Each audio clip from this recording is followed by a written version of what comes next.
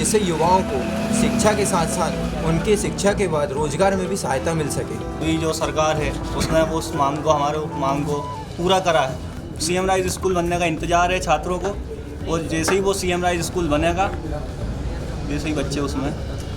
तो यहाँ पर प्रत्याशी अगर कोई भी, सिर्फ युवा प्रत्याशी होना चाहिए। इस बार जो एमपी का शिक्षा बजट है वो 35,000 करोड़ रुपए के आसपास है, जो कि पिछली बार, मतलब यही सरकार थी, पिछली बार से 5,000 करोड़ रुपए ज़्यादा है।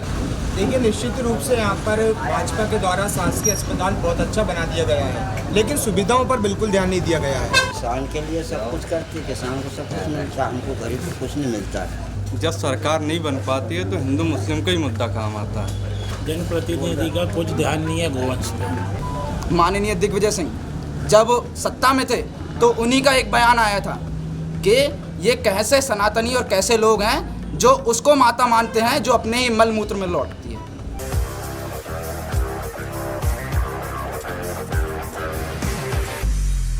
मध्य प्रदेश में विधानसभा चुनावों का शखनान हो चुका है। राजनीतिक पार्टियां तमाम वादे और दावे कर रही हैं, और पर जनता के मन में क्या है, क्या सोचती है मध्य प्रदेश की जनता, ये जानने के लिए न्यूज़ स्टेट की टीम अपना एक खास कार्यक्रम चाय, चुनाव और चर्चा लेकर आई।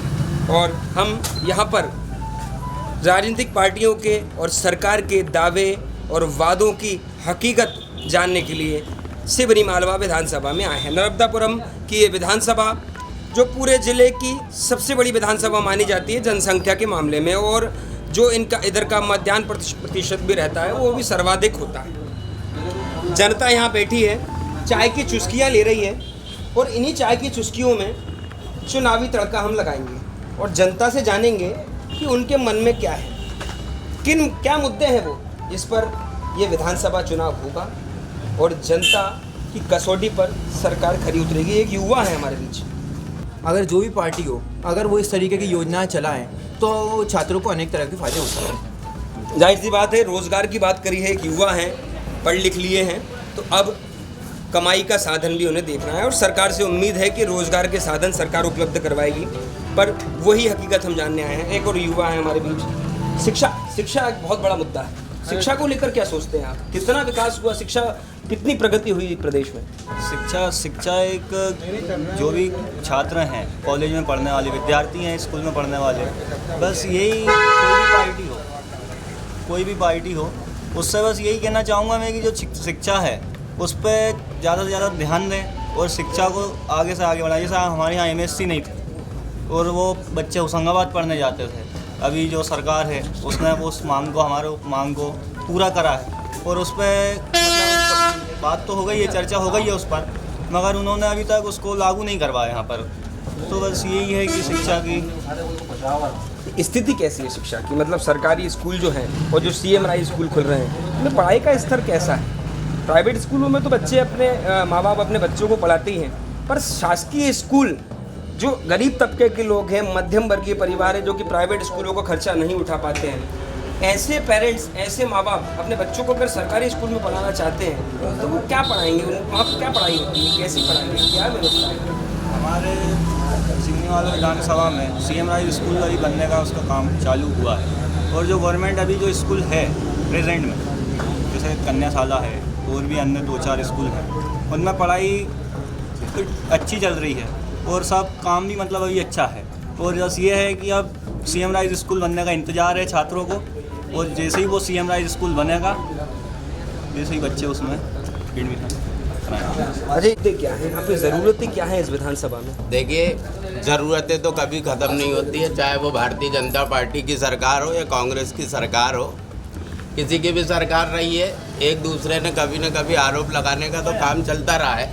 लेकिन मैं आपको सिवनी मालवा विधानसभा से आपको ये अवगत कराऊंगा कि सिवनी मालवा विधानसभा क्षेत्र जो है, ये कोई छोटी विधानसभा नहीं, जिले की बड़ी विधानसभा, पूरा केसला भी लग रहा है इधर से शिवपुर लास्ट, और पूरी विधानसभा में जब से यहाँ पे जो भारतीय जनता पार्टी की सरकार है, एक सड़कों का जाल हमें देखने को मिल रहा है। और मैं आपको स्पष्टीकरण कर दूं कि मैं किसी पार्टी से नहीं हूँ, मैं तो सिर्फ एक हिंदूवादी व्यक्ति हूँ और धार्मिक व्यक्ति हूँ, और जो हिंदू हित की बात करेगा वही देश पे राज करेगा। इस विचारधारा से हम यहाँ काम कर रहे हैं, और सिवनी मालवा विधानसभा में चाहे वो भारतीय जनता पार्टी के प्रत्याशी हो चाहे कांग्रेस के प्रत्याशी इस बार काफ़ी है। और यहाँ का चुनाव जो है विधानसभा चुनाव, ये बड़ा दिलचस्पी चुनाव है और जो भी आएगा उसको काम तो करना पड़ेगा, चाहे शिक्षा का क्षेत्र हो। और वास्तव में सिवनी मालवा में अभी शायद ही यहाँ पर कोई इतना भ्रमण कर पाया होगा, क्योंकि मैं तो खुद स्वयं 12 विधानसभा में पैदल घुमा हुआ व्यक्ति हूँ और सिवनी मालवा के 150 गांव घूम चुका हूँ 1 महीने के अंदर और सबसे जानकारी भी ली है। यहाँ पूर्ण बहुमत के साथ भारतीय जनता पार्टी की सरकार बनेगी, लेकिन हमारी पार्टी से निवेदन है, चाहे भारतीय जनता पार्टी हो चाहे कांग्रेस हो, कि युवाओं की भागीदारी इस बार अहम है।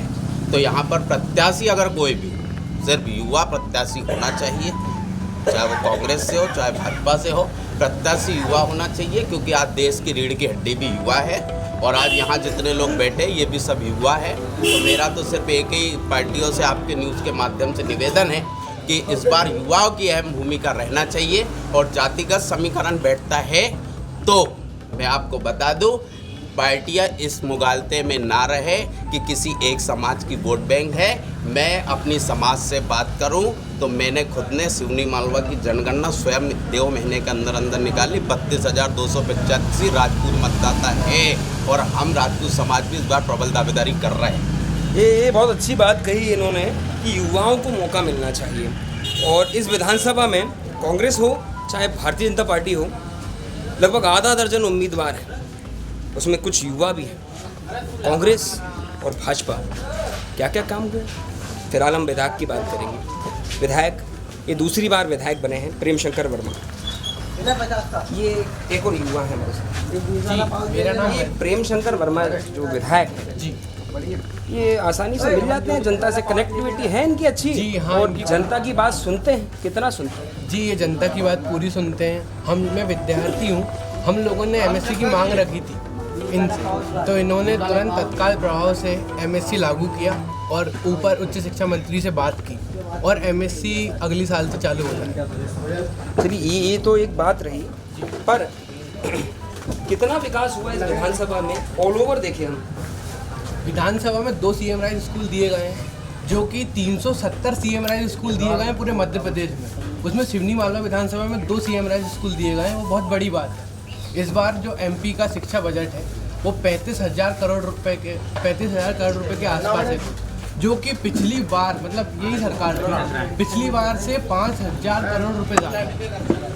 ये तो बात सही है, शिक्षा की बात है, शिक्षा का स्तर यहाँ पे जो युवाओं से हमने बात करी वो अच्छा दिख रहा है। बात करेंगे हम स्वास्थ्य की।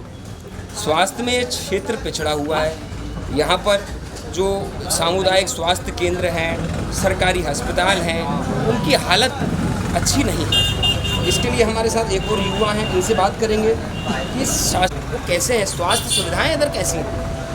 देखिए, निश्चित रूप से यहाँ पर भाजपा के द्वारा शासकीय अस्पताल बहुत अच्छा बना दिया गया है, लेकिन सुविधाओं पर बिल्कुल ध्यान नहीं दिया गया है। अगर हम सरकारी अस्पताल की बात करें तो यहाँ पर डॉक्टरों की काफ़ी कमी है और सुविधाओं की भी काफ़ी कमी है, जिसके कारण मरीजों को यहाँ से सीधे नर्मदापुरम रेफ़र कर दिया जाता है। तो कई बार हालत ये होती है कि नर्मदापुरम पहुँचने से पहले ही रास्ते में मरीज की मृत्यु हो जाती है। तो स्वास्थ्य सुविधा को बेहतर करने की यहाँ पर और ज़रूरत है। ये अच्छी बात कही इन्होंने कि स्वास्थ्य सुविधाओं को यहाँ पर बेहतर करने की ज़रूरत है, क्योंकि लगातार हम देख रहे हैं कि सिवनी मालवा विधानसभा, इतना बड़ा क्षेत्रफल, इतनी बड़ी जनसंख्या, पर सिर्फ एक छोटा सा सामुदायिक केंद्र, अभी वो उसको बढ़ाकर शासकीय अस्पताल बनाने की स्वीकृति हुई है, पर डॉक्टरों की भारी कमी है। यहाँ से जो मरीज हैं, दुर्घटनाग्रस्त मरीज हों, चाहे किसी भी गंभीर बीमारी से पीड़ित मरीज हों, उनको होशंगाबाद या भोपाल रेफ़र करना पड़ता है। ये एक और मुद्दा हमारे साथ है रोज़गार का।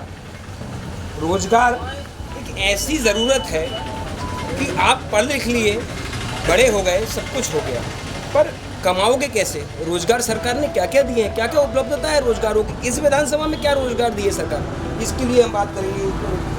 सरकार का यहाँ पर रोज़गार के विषय में कुछ भी नहीं, युवा पूरा बेरोजगार है। जितना भी युवा है सब नशे की ओर चले जा रहा है, जिसमें शासन प्रशासन में कोई वो नहीं। और युवाओं के लिए तो आप देख ही रहे हो कितने युवा बेरोजगार घूम रहे हैं। जाहिर सी बात है, ये क्षेत्र किसान बाहुल्य क्षेत्र है। आधी से ज़्यादा जनसंख्या खेती पर आधारित है। एक दादा खड़े हैं हमारे साथ, दादाजी, उनसे बात करेंगे। ये किसान लग रहे हैं। ये बताइए, सरकार आती है चली जाती है, किसानों के लिए क्या करती है सरकार? किसान के लिए सब कुछ करती है, किसान को सब कुछ मिलता है, हमको गरीब को कुछ नहीं मिलता है। मैं मजदूर आदमी, हिमाल आदमी हूँ, मजदूरी करता हूँ यहीं गुदनापुरा गेट के ऊपर सुबह से शाम तक। मेरा मकान भी टूटा हुआ है। मेरे मकान में इधर से कौवा घुसेगा, इधर निकल जाएगा, इधर से कुत्ता घुसेगा, इधर निकल जाएगा। मेरे गांव वाले ने कोई सुविधा मेरे को नहीं दी। मेरे गांव का कुआं है जल पीने का, वो भी फंसक गया है अधिक कर। आगे मैं क्या बताऊँ, वो समस्या मेरे गांव पे आकर पूरी समस्या लीजिए मेरे घर आई। तो क्या चाहते हैं आप? क्या विधायक क्या करें? विधायक जो भी विधायक है, हाथ पकड़ के पाँव पकड़ के पाँव पढ़ के लेके गए थे, मैं गाँव वाले उनने ले जान दिया उसको खिलाड़िया कला मेरे घर। तो सरकार से आप खुश नहीं हैं? ये दादाजी सरकार से, यहाँ के मौजूदा विधायकों से खुश नहीं है। जाहिर सी बात है, उनकी अपनी समस्याएं हैं, क्योंकि मजदूर वर्ग से आते हैं और ये समस्याएं लगातार बढ़ती जाती हैं। हम बात करेंगे कुछ मुद्दों पर। मुद्दा अहम है। यहाँ पर और भी लोग हैं हमारे साथ, पीछे भाई साहब हैं, इससे बात करेंगे। हिंदू मुस्लिम का एक मुद्दा है। जो राजनीतिक पार्टियाँ हिंदू मुस्लिम के मुद्दे को वोट बैंक के रूप में इस्तेमाल करती है, इस मुद्दे को आप क्या मायने रखते हैं? हिंदू मुस्लिम का मुद्दा तो हर जगह शुरू से चलता आ रहा है। जब सरकार नहीं बन पाती है तो हिंदू मुस्लिम का ही मुद्दा काम आता है। बाकी कभी कांग्रेस और अदर पार्टियों में हिंदू मुस्लिम का कोई मुद्दा ही नहीं रहा। अगर आज हिंदू मुस्लिम का कोई मुद्दा होता तो रोज को शहर में दंगे होते। हिंदू मुस्लिम का मुद्दा ही नहीं है कुछ। हाँ, ये मानते हैं कि किसी चीज़ का निर्माण में रोक होना है या किसी चीज़ को ना हो पाना, अगर आप उसको हिंदू मुस्लिम का जमला पहना तो वो गलत। बाकी जो कोर्ट करता है वो समय पे हो जाता है, पर वो हिंदू मुस्लिम का मुद्दा कुछ है ही नहीं। चलिए, भाई साहब का कहना है कि हिंदू मुस्लिम का मुद्दा कुछ है ही नहीं, पर राजनीतिक पार्टियां समय समय पर अपने वोट बैंक के लिए हिंदू मुस्लिम के मुद्दे को इस्तेमाल करती हैं और वोट बैंक साधने के लिए इसका उपयोग करती हैं। एक और समस्या इस क्षेत्र की, जब हम भी इस क्षेत्र में घुस रहे थे तो हज़ारों की संख्या में गोवंश गाय हाईवे पर बैठी हुई थी। कई गायों दुर्घटनाग्रस्त थी, घायल पड़ी थी, कई गाय हमें मृत भी मिली। ये हाईवे पे दुकान संचालक हैं, चाय की दुकान नहीं चलाते हैं, इनसे पूछते हैं क्या ये समस्या गंभीर है, इसके ऊपर जनप्रतिनिधि ध्यान नहीं देते? जनप्रतिनिधि का कुछ ध्यान नहीं है गोवंश पे, सब जिम भरने में लगे अपने। इनसे 4 साल में एक गौशाला नहीं बनी। कांग्रेस सरकार में फिर भी गौशाला बन चुकी थी, चल भी रही थी। आप देखोगे इधर पूरा रोड पे नीमनपुर के पास गौशाला अच्छी चली। जब से सरकार चेंज हुई है, जब से गौशाला बंद पड़ी है, कितनी गायें मरी है वहाँ। गौशालाओं का मुद्दा, कमलनाथ सरकार के नेता बोलते हैं कि कमलनाथ जी ने 1000 गौशालाएँ प्रत्येक विधानसभाओं में गौशालाएँ बनवाई। सरकार भाजपा की है, भारतीय जनता पार्टी बोलती है कि हमने भी गौशालाएँ बनवाई, गोवंश की। हिंदूवादी संगठन इसके लिए कार्य कर रहे हैं, अपने निजी खर्चे पे इलाज कर रहे हैं। विधानसभा के चुनाव में ये भी एक बड़ा मुद्दा हो सकता है। फिलहाल हम विकास की बात कर रहे हैं, विकास की संभावनाएं ढूंढ रहे हैं कि सरकार ने, मौजूदा विधायक ने कितना इस क्षेत्र में काम किया है, क्या क्या उपलब्धता है। एक महंगाई का मुद्दा हमारे बीच बहुत उठता है। एक महंगाई के मुद्दे पे और बात करेंगे वैसे आपसे। महंगाई ये सबसे बड़ी समस्या है, पर सरकार 1000 रुपये दे रही है, अब 1200 देगी। सरकार 1000 दे जरूर रही है, पर कितने सरकारी कर्मचारियों की जो पेमेंट रुक रही है वो तो देखें आप एक बार। मान रहे हैं 1000 रुपये सबको दे रही है, पर कई अधिकारियों की पेमेंट रुक रही है, समय पे पेमेंट नहीं मिल पा रही। पटवारी संघ हड़तालों पर बैठे हैं, पटवारी संघ।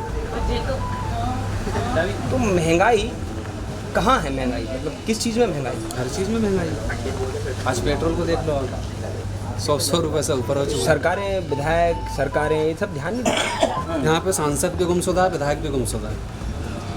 सांसद विधायक को यहाँ पर ध्यान देते नहीं। अच्छा, एक बात बताइए, आप अपने जनप्रतिनिधि से क्या उम्मीद रखते हैं? हम जनप्रतिनिधि से यही उम्मीद रखते हैं कि आने वाली जो युवा पीढ़ी है उसे रोजगार मिले और शिक्षा में बढ़ोतरी हो, अच्छे से अच्छी शिक्षा मिले। शिक्षा और रोजगार की आप बात करिए, वोटरों ने बताया है कि अच्छी शिक्षा और अच्छा रोजगार जिससे जीवन यापन करने में उन्हें आसानी हो सके। इन सब चीज़ों से विधानसभा चुनावों का असर जरूर पड़ेगा। इस विधानसभा चुनाव में कांग्रेस ने भी कमर कस ली है, भारतीय जनता पार्टी पूरी तरीके से तैयार है, पर जनता के बीच हकीकत को कैसे पहचानेंगे?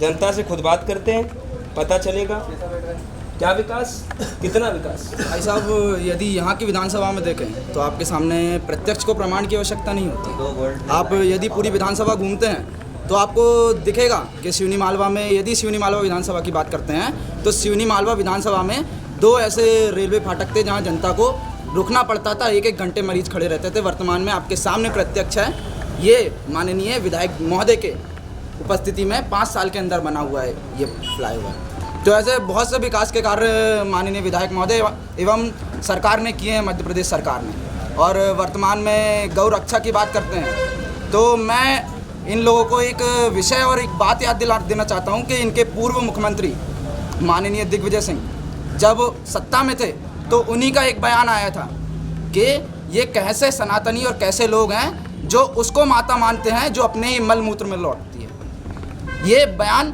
माननीय मुख्यमंत्री जी का था, पूर्व मुख्यमंत्री जी का था। तो ये गौ रक्षा की बात करते हैं, मैं नहीं मानता कि ये गौ रक्षा